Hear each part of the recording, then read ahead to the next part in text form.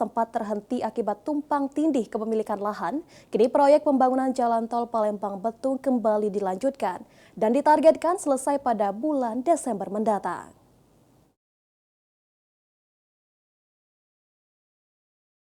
Proses pembangunan tol Palembang-Betung yang sempat terhenti akibat tumpang tindih kepemilikan lahan sepanjang 5 km atau seluas 19,6 hektar.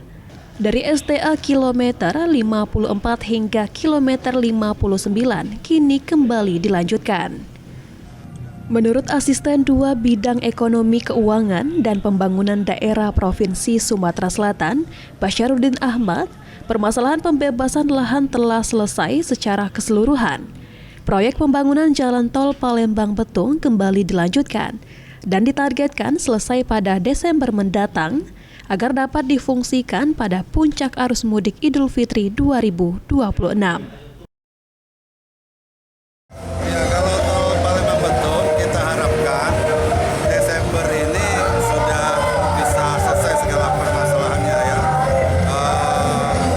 Di STA 5459 udah clear dan diharapkan sebelum Lebaran tol Palembang-Betung sudah bisa operasional.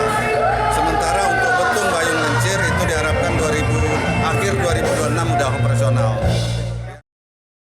Proyek pembangunan tol Palembang-Betung yang masuk dalam proyek strategis nasional ditargetkan dapat mengurai kemacetan yang kerap terjadi di jalan lintas Sumatera Palembang-Betung. Eki Saputra, PAL TV.